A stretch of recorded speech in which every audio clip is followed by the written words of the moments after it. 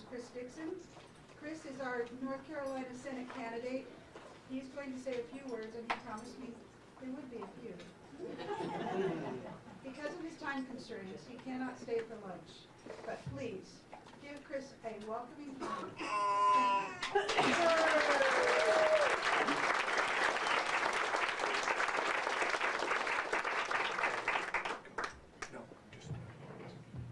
Thank you all. Let me see, make sure I get, am I speaking in loudly enough? How about the back room there? Can you hear me, hopefully? Great, thanks. To keep my remarks short, I will point out that Sam Stone has done a great job of putting together a little flyer about Rodney and I in here, so you can get the gory details there and at my website, or call me direct, whatever you'd like. My name is Chris Dixon. I'm the candidate for North Carolina State Senate District 48. I am down from Arden today, where I live and I work from home. I've been a little busy lately. My the company I work for, just got bought by another company last week, so we're in a bunch of transition meetings this week. So I do get to experience the ups and downs and the topsy-turviness of America's corporate environment every day.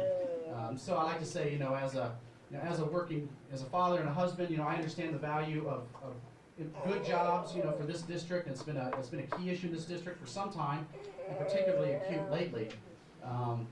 When I launched my campaign on day one back in February, I said my campaign was going to be about three things and three things only, and those were jobs, the schools, and jobs.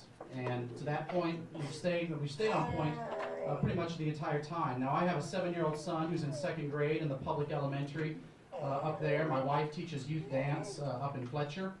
And so, I understand the value of, I have a long-term investment, so to speak, in the success of our school system, and we'll be very vigilant on that front.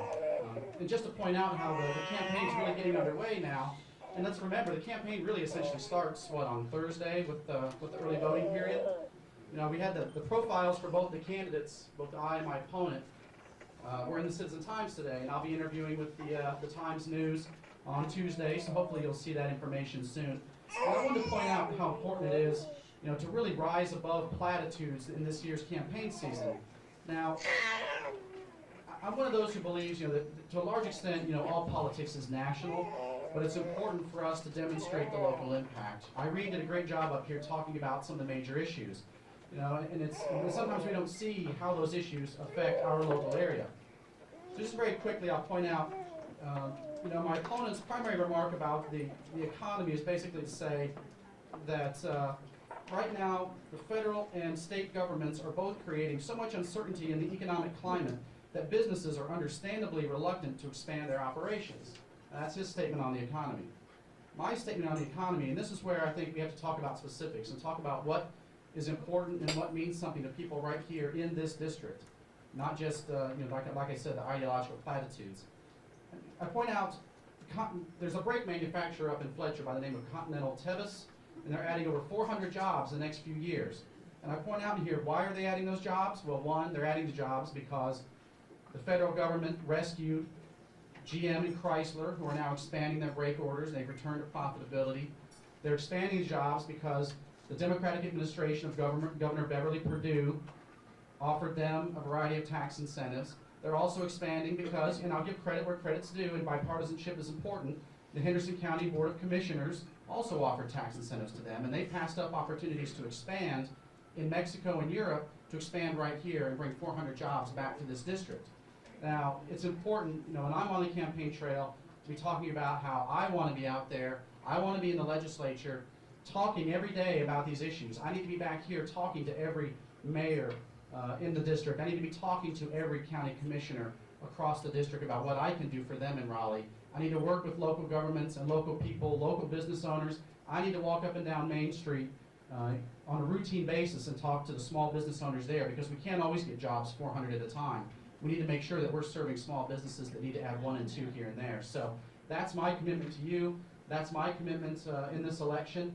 I hope you all will consider supporting me and joining in with all the great work that Doug Freeman and the rest of the Democrats are doing down at headquarters to make sure that the closing 2 weeks of this month and all the way to November 2 are a sterling success. And I'm proud to be on a ticket with someone like Elaine Marshall at the top, and all the way down with a next generation Democrat like Rodney King. People say I'm a young candidate.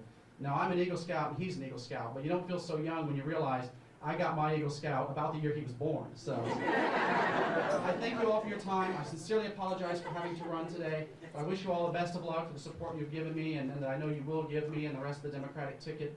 And I'm sure I'll see you on the campaign trail. Thank you.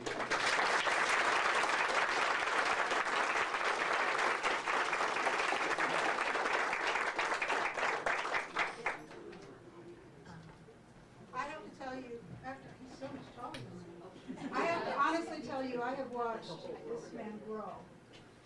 Since I first met him, he has become very polished. He has some wonderful ideas. So please follow up in the Times and read those articles because I think you'll find them very interesting. Okay, now comes the fun part. We get to sing. If I can only find my book.